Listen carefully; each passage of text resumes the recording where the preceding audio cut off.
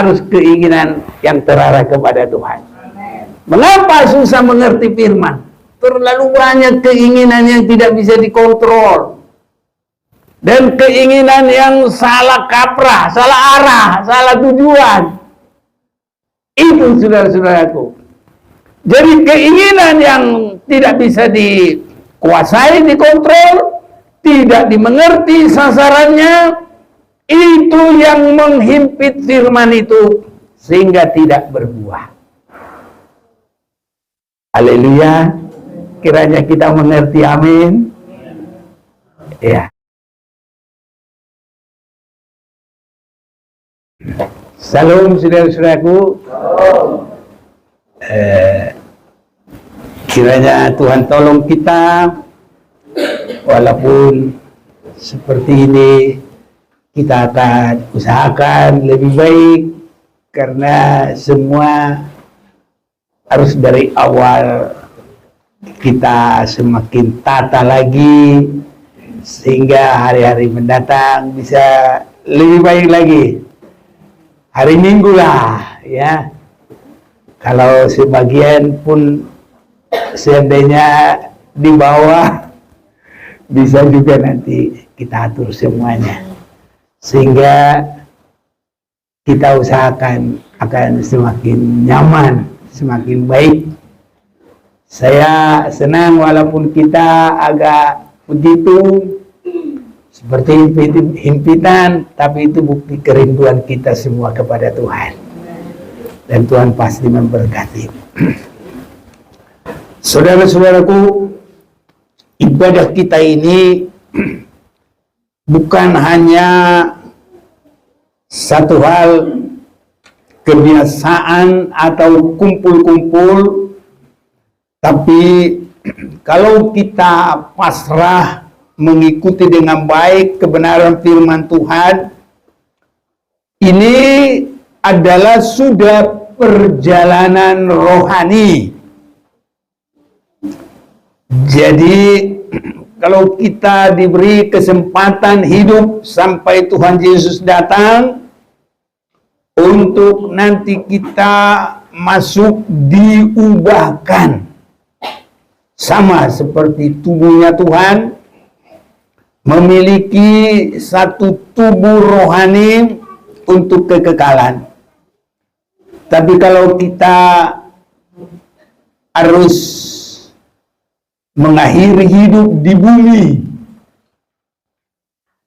jadi kita akan kembali menghadap Bapa surga. Maka saudara-saudaraku, nanti akan ada yang membimbing kita. Ya, jadi kita tidak keliru. Saya sudah bisa membayangkan kalau tidak ada yang membimbing kita, sama seperti kita di dalam kegelapan, tidak ada lampu, ya tidak tahu mau kemana. Itu saudara-saudaraku. Kalau kita masih di rumah kita, masih ada ingatan. Pintu di sini, seandainya mati lampu masih bisa kita meraba-raba. Masih ada ingatan. Jadi ingatan itu juga termasuk lampunya sedikit, walaupun tidak lengkap. Tetapi nanti saudara-saudaraku, kalau kita mau menghadap Tuhan dalam akhir, ya orang meninggal dunia lah, ya. Kalau tidak ada yang membimbing kita, saudaraku, itu sangat sakit, tidak mengerti. Kita aja kalau baru bangun, ya, nggak bisa berpikir kemana-mana, apa sepertinya pet gitu, ya, gelap, sedih, saudara-saudaraku. Tapi kalau kita terus dibimbing Tuhan lewat ibadah yang benar dalam firman Tuhan, semua akan jelas, saudaraku. Perjalanan kita jelas karena Tuhan tidak membiarkan kita Itu sebabnya Raja Daud sudah mengerti, walaupun saya berjalan dalam lembah kekelaman, aku tidak takut. Ini saudaraku, kalau Daud sudah suka firman dan menyerahkan diri kepada firman, jadi menghadapi seperti itu pun tidak takut. Orang lain, saudaraku, sangat takut. Tapi kalau kita mau jadi hidup benar, seperti Lazarus, begitu dia meninggal, langsung disambut oleh malaikat. Tidak keliru-keliru, saudaraku. Dan dibawa kepada tempat yang tepat. Indah, saudara-saudaraku. Tapi kalau orang yang tidak benar, dia tidak tahu kemana-mana. Dibawa pun dia sama malaikat maut, semuanya gelap. Hanya lebih nanti membawa dan melemparkan kepada kegelapan yang lebih dalam lagi. Itu sebabnya kita saat ini harus bersungguh-sungguh beribadah, dan apapun yang terjadi, kita harus semakin memperhatikan firman Tuhan. Saudara-saudaraku, saya mau mengajak kita membaca firman Tuhan untuk semua kita memperhatikan dalam Galatia pasal yang kelima,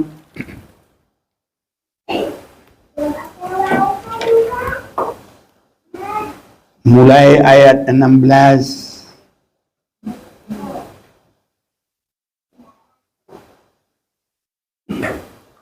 sampai dengan 18.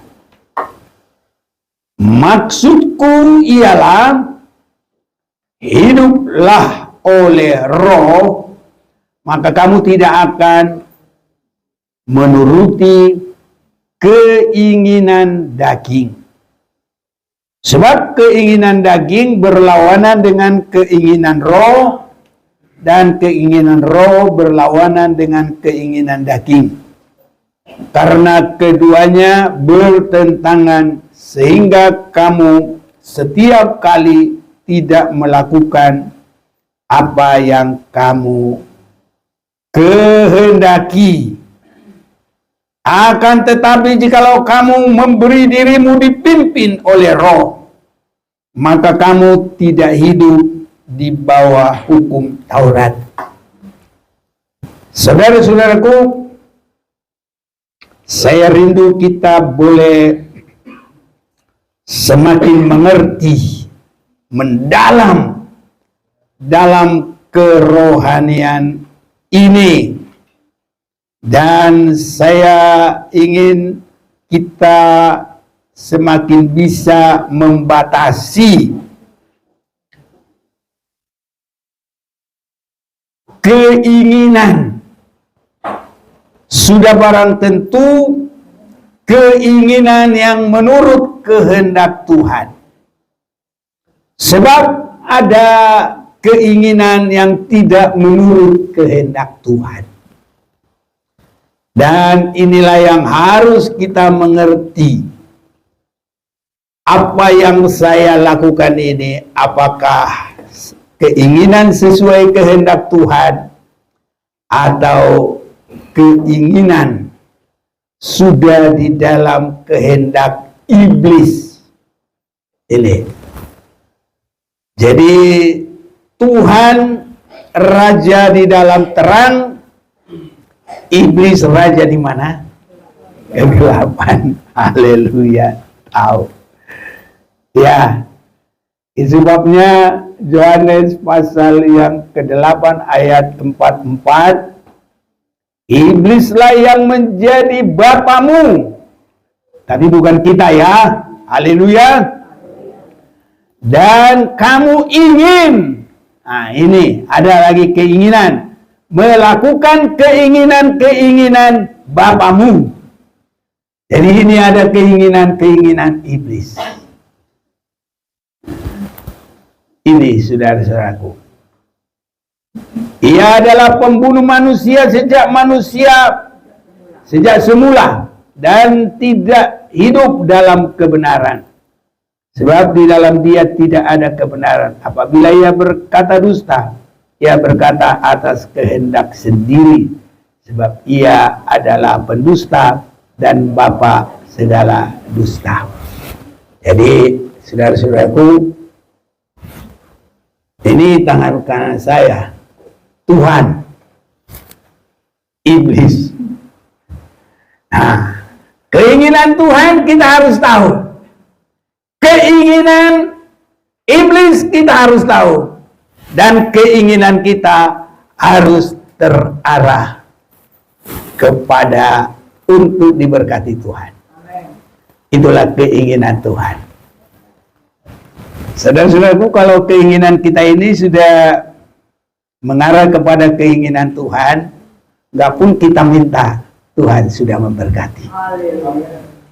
Bahkan apa yang kita belum timbul dalam pikiran, belum timbul dalam hati, Tuhan memberikan yang terbaik bagi anak-anaknya. Senang saudara-saudaraku. Itu sebabnya kita harus belajar memilah-milah dalam diri kita keinginan apa yang berkenan kepada Tuhan untuk kita lakukan, keinginan apa yang berkenan kepada iblis untuk tidak kita lakukan. Ini jelasnya begitu, saudaraku. Kita pasti yang diberkati Tuhan. Dan perjalanan rohani kita ini pasti hari demi hari, hari lepas hari, bertambah-tambah indahnya. Hari lepas hari, aku cinta padanya. Pada Yesus ya, jangan disalah-salahkan. Orang dulu sekolah Alkitab dibelok-belokin. Jadi cinta-cintaan gitu. Saya masih ingat lagi, kalau nggak salah, Mazmur 73. Ini waktu sekolah ini. Apa dia bilang? Di bawah bumi hanya engkaulah yang kusukai. Tapi bukan kepada Tuhan, saudaraku. Dia mau bikin ayat ini kutujukan hanya kepadamu. Dia bilang, aduh, berdosa saudaraku. Padahal sekolah Alkitab. Jadi Alkitab ini hanya kepada kehendak Tuhan. Jangan dipakai untuk yang lain-lain. Karena ada juga saudara-saudaraku, kitab suci katanya ya, tapi dipakai untuk keinginan daging, untuk menyembah setan, dan macam-macam saudara-saudaraku ada di situ ya. Tapi kita harus jelas buah yang kuat ya, Tuhan yang lebih kuat. Iblis juga kuat. Tuhan ada keinginannya kepada kita, iblis juga ada keinginannya kepada kita. Kita harus mengerti keinginan mana, keinginan Tuhan, keinginan iblis, dan keinginan kita harus arahkan kepada keinginan Tuhan. Sehingga kita bisa mengasihi Tuhan segenap hati, segenap jiwa, segenap akal budi, segenap kekuatan. Matius 22 ayat 37. Enggak, aku sekarang Matius. Mengasihi Tuhan itu, bukan Markus yang ku bilang. Nah, Matius 22 ayat 37. Jawab Yesus kepadanya, kasihilah Tuhan Allahmu dengan segenap hatimu, dan dengan segenap jiwamu, dan dengan segenap akal budimu. Itulah hukum yang terutama dan yang pertama. Dan hukum yang kedua ialah yang sama dengan itu ialah kasihilah sesamamu manusia seperti dirimu sendiri. Jadi supaya bisa kita mengasihi Tuhan Allah dengan segenap hati, segenap jiwa, dan dengan segenap akal budi, itu harus bisa memilah-milah pikiran. Ini harus kita semakin maju dalam Tuhan. Haleluya. Karena dalam hal ini itu fisik yang rohaniah juga. Jadi fisik, ya inilah tenaga anggota gerak ini kan. Tapi kalau pikiran itu termasuk bagian dalam lah itu ya. Masih dalam tubuh, tapi yang terdalam. Karena Tuhan mau menyucikan dalam sendi, sumsum, ingatan, dan niatan hati. Haleluya. Jadi pikiran ada di dalam niatan hati. Nah, apa keinginan kita? Kalau naung situ orang berkata beragam-ragam panggilan, keinginan manusia. Tapi kalau keinginan kita apa? Untuk semakin melakukan kehendak Bapa surga. Haleluya. Kalau ini kita lakukan, Tuhan memberkati. Jadi sebelum melakukan secara fisik, itu harus dimulai dari keinginan. Kita ingin mau benar di hadapan Tuhan, kita harus ambil kesimpulan, saya mau hidup benar di hadapan Tuhan. Saya mau menyerahkan diri kepada Tuhan. Saya mau meninggalkan semua kehidupan lama, semua kehidupan dosa. Haleluya. Nah, ini harus ada pada kita semua. Bapak-bapak, ibu-ibu, pemuda-pemudi, sampai anak-anak sekalipun harus mengerti keinginan yang berkenan kepada Tuhan. Jadi kita, inilah perjalanan rohani, bukan lagi hanya yang kelihatan, tapi sampai yang tidak kelihatan sudah berjalan di jalannya Tuhan. Haleluya. Nah, ini kita namanya unsur. Tahu unsur? Universitas Surga. Nih, buku ini gimana? Apa? Bagian apa? Psikologi. Ini hebat ini psikologinya Tuhan. Tahu dari dalam. Iya. Ini luar biasa kalau kita hidup dalam rohani. Haleluya. Dunia tidak bisa melihat kita, mengerti kita. Tapi kita bisa mengerti semua dunia ini. Hebat enggak? Hebat enggak? Cucuku, psikologinya Tuhan. Hebat ya? Iya. Cuma kita enggak mau sombong-sombong. Aku tahu ya. Jangan begitu. Kita bukan menghakimi. Haleluya. Tapi untuk mendoakan dan untuk mengarahkan kepada kebaikan. Kalau psikologinya guru BP juga kecil. Nah, paling ditanya, kamu benar, gitu guru BP. Apa guru BP? Bimbingan. Iya, saudaraku. Tapi kalau Tuhan, kita dibawa Universitas Surga. Luar biasa, saudaraku. Bisa membedakan ingatan dan niatan hati. Harus meningkat semua. Haleluya. Haleluya, saudaraku. Apalagi pikiran. Pikiran apa yang ada pada kita? Yang ada pada kita biar pikiran Kristus. Oh, haleluya, saudaraku. Kalau angan-angan atau pikiran itu bisa menghalangi kemajuan melakukan firman Tuhan.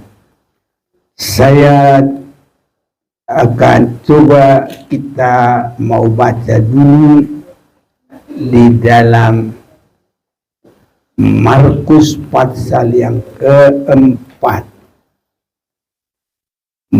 Markus pasal yang keempat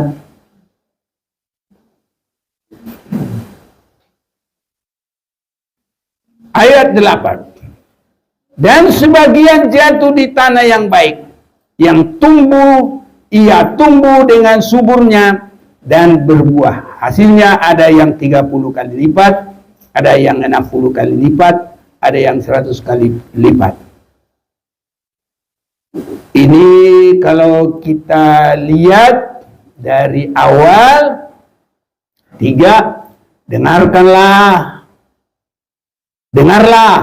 adalah seorang penabur keluar untuk menabur.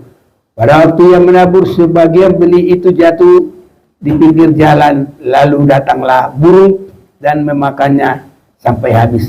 Sebagian jatuh di tanah yang berbatu-batu, tidak banyak tanahnya, lalu benih itu pun segera tumbuh karena tanahnya tipis. Tetapi sesudah matahari terbit, layulah ia dan menjadi kering karena tidak berakar.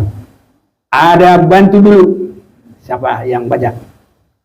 Ia masih jatuh di tengah semak luring, lalu besarlah semak itu dan menyakitnya sampai mati sehingga dia tidak berbuah. Sudah habis? Nah, sekarang saya.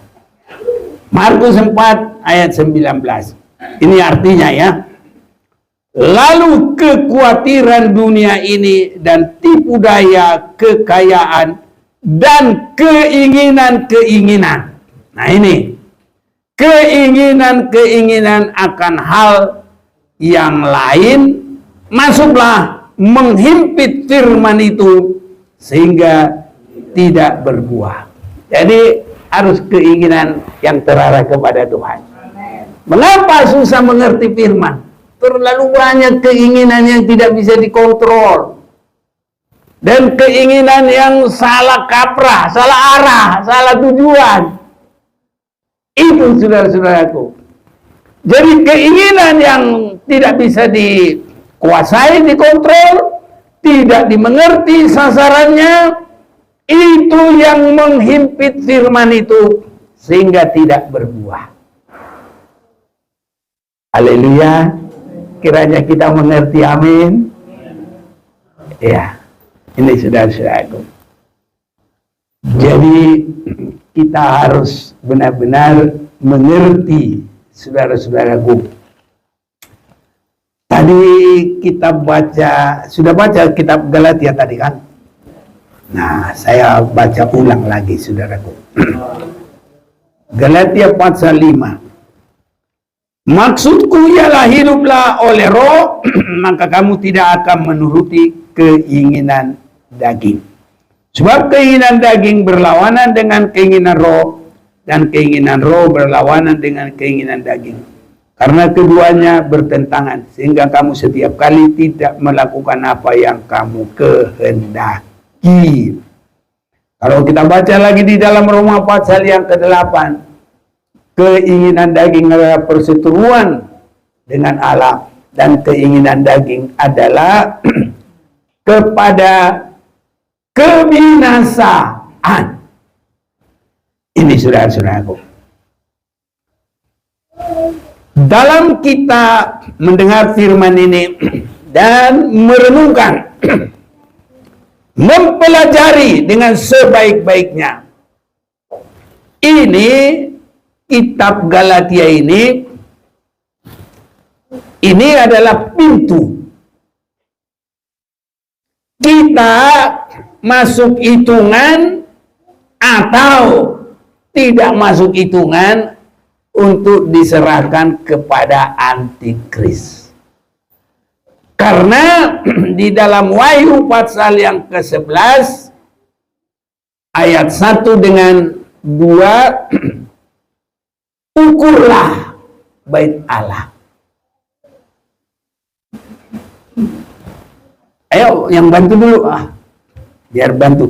Wahyu 11 ayat 2. Mulai 1 deh. Mulai ayat 1.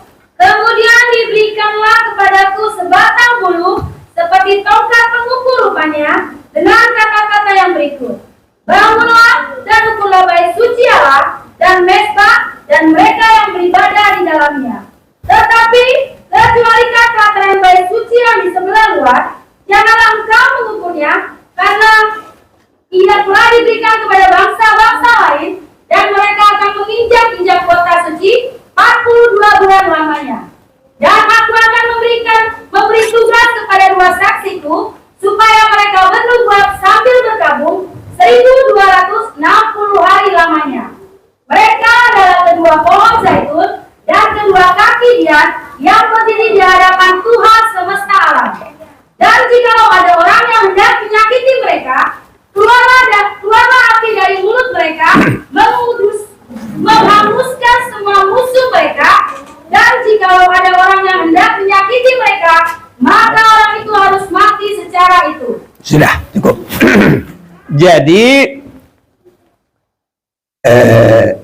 ini kitab Galatia ini adalah pintu yang memisahkan di dalam perlindungan Tuhan atau diserahkan kepada antikris.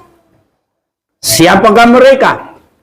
Kalau kita berkeinginan pimpinan Roh Kudus, kita akan naik, dihitung oleh Tuhan. Walaupun masih terus nanti disempurnakan. Tapi kalau sudah jelas-jelas keinginan daging, udah diserahkan. Itu sebabnya mari kita berpikiran rohani. Amen. Jangan hanya mikir duit. Orang sekarang bilang cuan. Tapi kita harus memikirkan kehendak Bapa di sorga yang menciptakan manusia segambar dan serupa dengan Dia. Saya umur segini ini sudah nggak ada lagi yang kupikirin biar banyak duitku, biar banyak mobilku, biar mobil yang lagi. Yang penting diberkati Tuhan, langsung. Nggak pernah macam-macam. Cuma sekali karena keteledoran, kurang memperhatikan, nggak cepat beli akinya. Wah, pas di jalan tol pasang AC lagi, aku berdua sama opung cewek. Mati, dia keluar, dia ngomong sendiri. Datang polisi lagi olahraga satu truk, turun semua, bantuin opung cewek, bukan bantuin saya. Kasihan dia lihat rambutnya tapseng, berkilat. Aku kamu menghina, enggak. Maaf, bukan menghina, istri itu nggak boleh dihina. Ini sudah itu, tapi ya begitulah. Iya. Jadi saya nggak mikirin macam-macam lagi. Yang kupikiri semua supaya baik dalam Tuhan. Ini yang sangat saya rindukan, saudaraku. Begitu juga Rasul Paulus dalam Filipi, dia berkata begitu. Saya juga, itu kerinduan saya, saudaraku. Dia Filipi 1 ayat 9, dan inilah doaku, semoga kasihmu makin melimpah dalam pengetahuan yang benar, dalam segala macam pengertian, sehingga kamu dapat memilih apa yang baik, supaya kamu suci dan tidak bercacat menjelang hari Kristus. Ini saja kerinduan saya, saudaraku. Itu sebabnya kalau saya lihat nggak sehati, aku sakit, saudaraku. di sini. Itu sakit, saudaraku. Tapi kalau semua baik-baik, saudara, sangat menggirangkan hati saya. Tapi kalau saya lihat tidak baik-baik, sakit hatiku, saudaraku. Iya. Itu sebabnya biarlah Tuhan berkati semuanya. Suami istri, sesama keluarga, sesama jemaat, kalau semuanya saudara-saudaraku, ya dalam pengetahuan yang benar, makanya kita harus meningkat pengertiannya.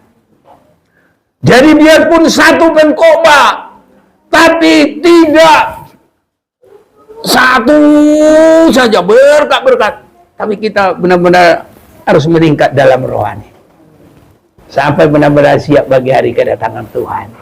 Istilahnya saling mendoakan, biar khotbahnya itu terarah terus. Biarpun satu yang berkhotbah, saudaraku, tapi ya sasarannya itu benar-benar dalam semua perjalanan. Bagaikan bangsa Israel dari Mesir sampai ke tanah Kanaan, dan kita mulai dari lahir baru sampai siap bagi hari kedatangan Tuhan. Ini saudara-saudaraku, ya, makanya ya kalau Tuhan kasih berkat yang banyak, ya nggak apa-apa. Tapi paling nanti kita bikin lagi kepada segala keinginan Tuhan. Nah, saya saudara-saudaraku, kalau banyak berkat, mau kepada keinginan Tuhan, ya senang saja saya. Nggak usah tahan-tahan, saudara-saudaraku. Karena mau apa lagi? Semakin kita lakukan kehendak Tuhan, semakin Tuhan memberkati. Ini saudara-saudaraku. Itu sebabnya, inilah doaku, semoga kasih-Mu makin melimpah. Haleluya. Dalam pengetahuan yang benar, harus semakin mengerti. Dalam segala macam pengertian, sehingga kamu dapat memilih apa yang baik. Harus, ya. Jadi jangan langsung bertindak, saudaraku. Baikkah ini, harus begitu dulu, ya. Kalau apalagi berdoa, Tuhan, baikkah ini langkah saya? Luar biasa. Ada, kita libatkan Tuhan dalam segala pilihan kita. Haleluya. Kalau tidak menyenangkan Tuhan, nanti menyenangkan yang satu lagi. Siapa tadi yang satu lagi? Iblislah yang menjadi bapak orang sono. Aku nggak mau bilang bapak kita. Aku nggak mau bilang bapak saudara. Tapi bapak yang sono-sono lah, yang masih jahat itu, ya kan? Tapi kalau kita semua kan sudah ingin ke surga. Haleluya. Yerusalem baru, ya. Ya, ini saudara-saudaraku, ya. Ini saudaraku. Penuh dengan buah kebenaran yang dikerjakan oleh Yesus Kristus untuk memuliakan dan memuji Allah. Ini pasti masuk surga. Karena di surga kerjaan kita hanya menyembah Tuhan dan memuji Tuhan. Haleluya, saudaraku.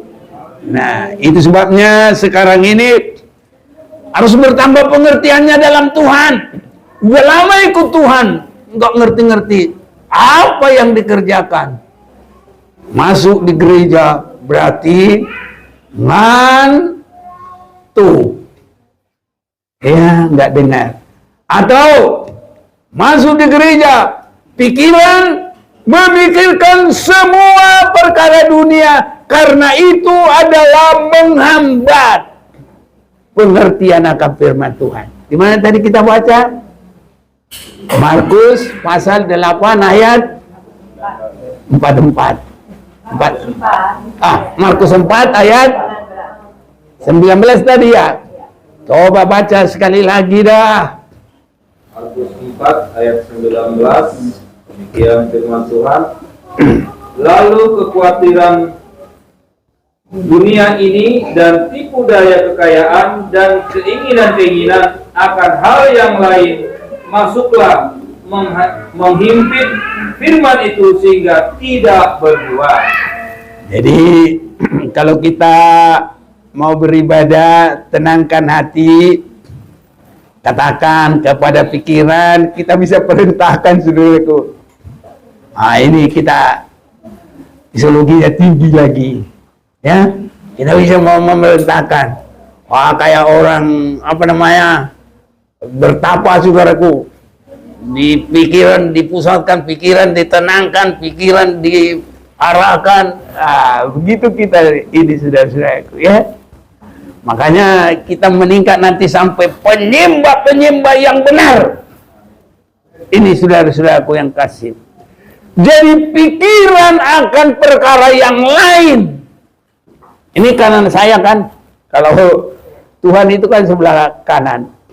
Nah, domba-dombanya juga dibuat di mana? Sebelah kanan. Kambing-kambingnya di mana? Di kiri. Nah, tapi kalau saudara kanannya sininya ya. Kalau aku kanan saya sini. Ini saudaraku. Jadi kita harus memikirkan keinginan-keinginan Tuhan. Ini saudaraku. Jadi kalau kita belum bisa mengontrol keinginan, tidak bisa maju rohaninya. Nah, ini. Jadi kita sudah mulai lebih dalam lagi kepada bagian dalam kita. Karena dalam Ibrani pasal yang keempat, yang di dalam terdalam juga harus ada sekolahnya, harus ada koreksinya, harus ada pengudusannya. Ya, ya, siapa baca? Ayat yang ke-12.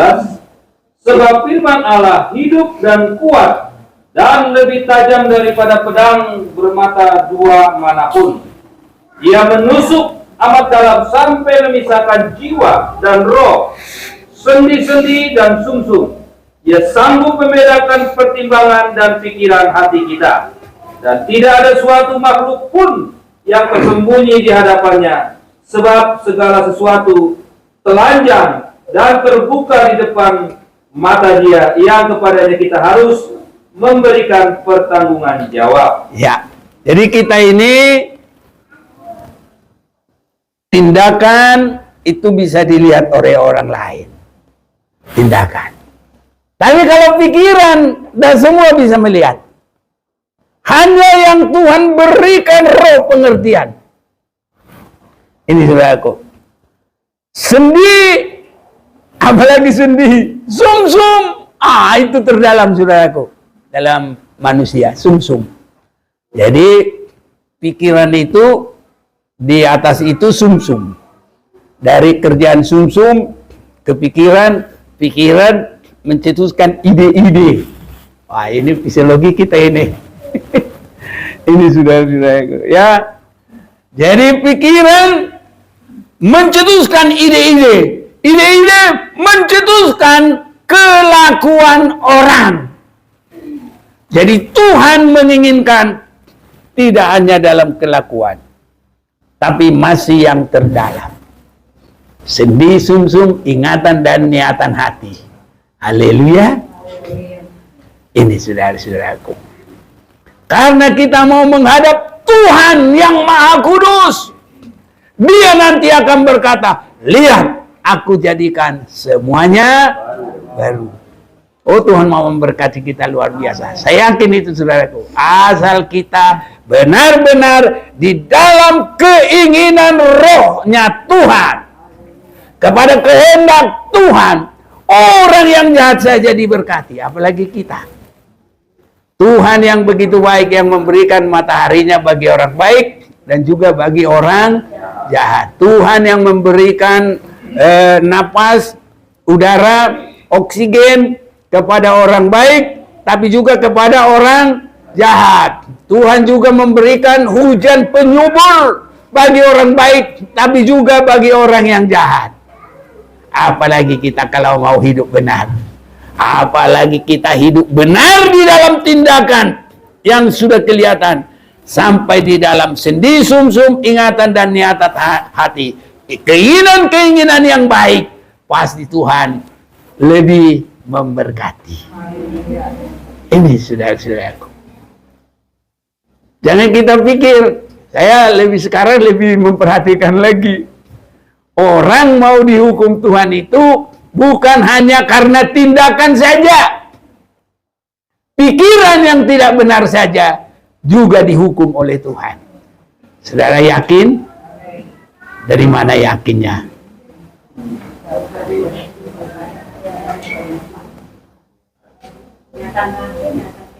Lut bersama istrinya dan 2 anaknya sudah keluar dari Sodom dan Gomora. Tapi nanti istri Lut, ini kalau nggak salah saya Lukas 17 ayat 21 ya. Lukas 30. 17 ayat 30. Ayo coba. Terbalik. Ya, 32. Ingatlah akan istri Lot. Apa dia? Pikirannya, keinginannya, badannya sudah lewat. Jadi tiang garam, saudaraku. Jadi pikiran juga bisa mendatangkan hukuman, bukan hanya tindakan. Haleluya, haleluya, saudaraku. Itu sebabnya kita ya harus semakin hati-hati. Kalau bertindak sudah pasti, itu dunia juga sudah tahu itu. Tapi kita, Universitas Surga, pikiran juga harus kita menguasai dan mengerti. Haleluya, saudaraku. Pikiran juga menjadikan dihukum. Keinginan juga menjadikan dihukum. Itu sebabnya 1 Yohanes 2 ayat 15-16. Ada yang baca yang bagus. 1 Yohanes, bukan Yohanes ya. 1 Yohanes 2 ayat 15. Janganlah kamu mengasihi dunia dan apa yang ada di dalamnya. Jikalau orang mengasihi dunia, maka kasih akan Bapa tidak ada di dalam orang itu. Sebab semua yang ada di dalam dunia, yaitu keinginan daging dan keinginan mata, serta keangkuhan hidup, bukanlah berasal dari Bapa, melainkan dari dunia. Dan dunia ini sedang lenyap dengan keinginannya, tetapi orang yang melakukan kehendak Allah tetap hidup selama-lamanya. Haleluya. Jadi dunia akan lenyap bersama dengan keinginannya. Keinginan dunia ini lenyap itu dalam kebinasaan akhir. Kebinasaan akhir itu kalau anak-anak Tuhan mulai naik ke Yerusalem baru. Iblis mulai dia bersama dengan orang-orang yang ngikutin dia, yang berpikiran duniawi tadi, yang berpikiran dosa tadi, tidak boleh masuk, saudaraku, ke kerajaan 1000 tahun. Dan kalau mereka dikasih kesempatan untuk bangkit lagi, tapi tetap berbuat jahat, dia coba mau melawan Tuhan dengan orang-orang kudusnya, maka turunlah api dari atas membakar mereka semua. Dan itulah kehancuran daripada mereka. Itulah kelenyapan, apa yang disebut kelenyapan bagi dunia ini. Tapi bagi kita bukan kelenyapan, saudaraku. Bagi kita akan hidup kekal bersama Tuhan selama-lamanya. Haleluya. Biarlah tubuh jiwa kita berkenan kepada Tuhan. Kita mau menyanyi, selidiki aku.